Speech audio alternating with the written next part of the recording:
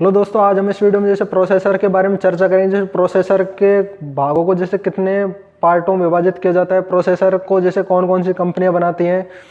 आज हम इस वीडियो में जैसे प्रोसेसर के बारे में जैसे कम्प्लीटली इन्फॉर्मेशन के बारे में जैसे चर्चा करेंगे।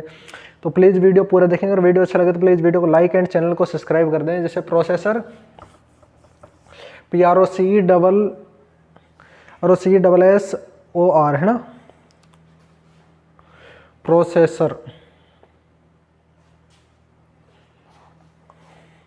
प्रोसेसर है ना। तो प्रोसेसर में जैसे हम इसमें जैसे ये मदरबोर्ड में ये कनेक्टेड होता है।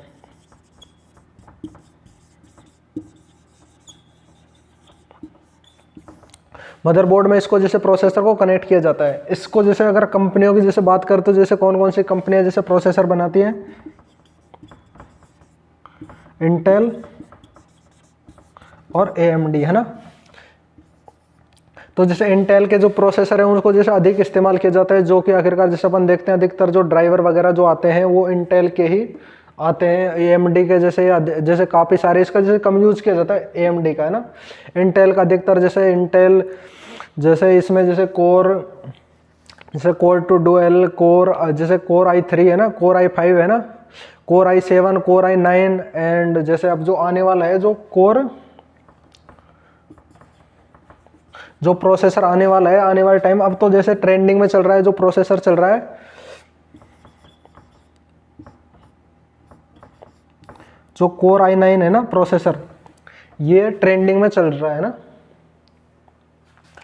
अब जो आएगा जो कोर i11 आएगा है ना, कोर i11 जो प्रोसेसर आएगा वो आने वाले समय में जैसे इसके जैसे जनरेशन होती है वो चेंज हो जाती है ना।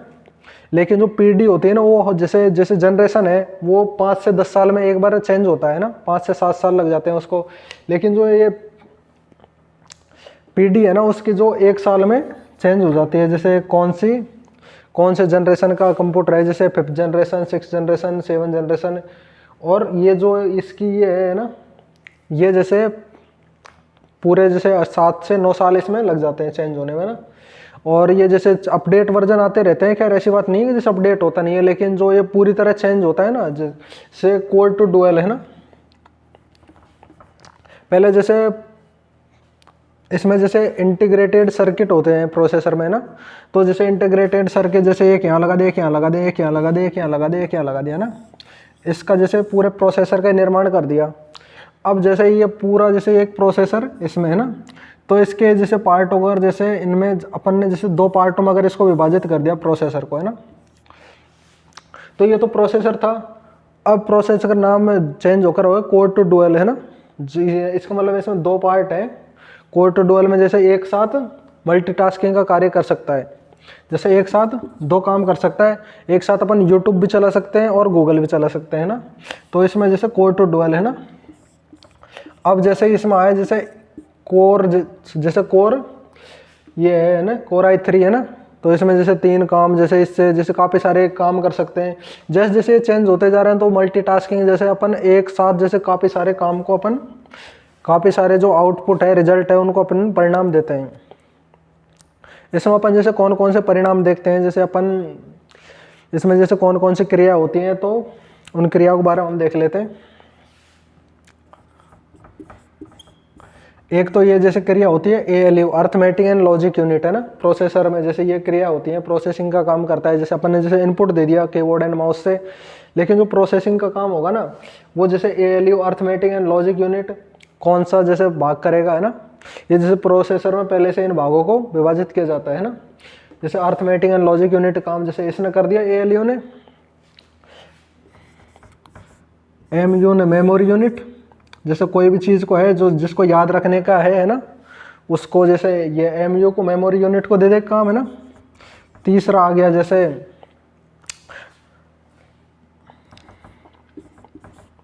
कंट्रोल यूनिट है ना, CU है ना। तो जैसे 3 भागों में जैसे इसको कार्य के आधार पर हम जैसे 3 भागों में इसको ये कार्य करता है ना, इसको देखते हैं ना।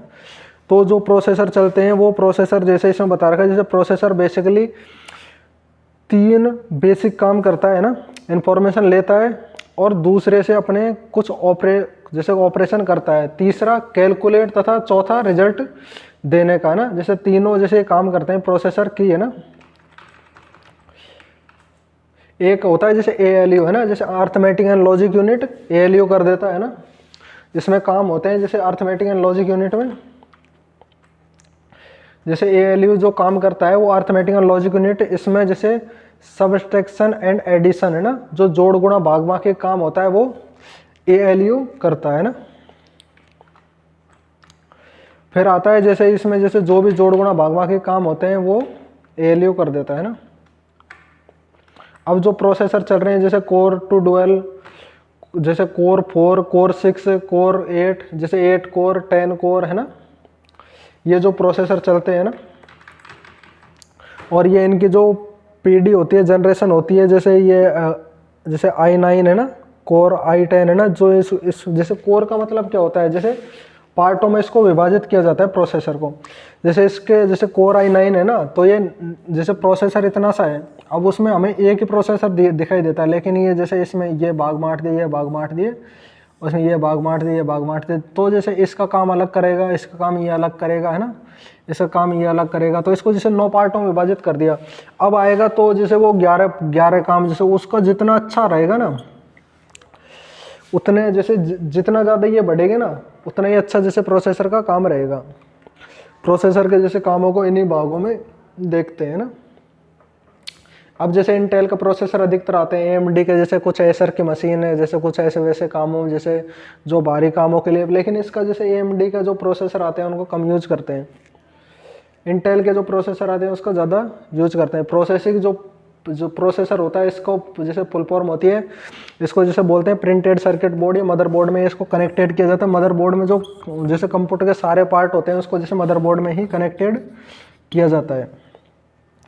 जो जैसे कंप्यूटर में जो भी इनपुट आउटपुट एंड प्रोसेसिंग का जो काम होता है, तो सभी जैसे इनपुट एंड आउटपुट सारे जो पार्ट होते हैं वो मदरबोर्ड में ही कनेक्ट किए होते हैं। तो फिलहाल इस वीडियो में इतना ही, फिर मिलेंगे नेक्स्ट वीडियो में। जब तक के लिए बाय बाय, टाटा।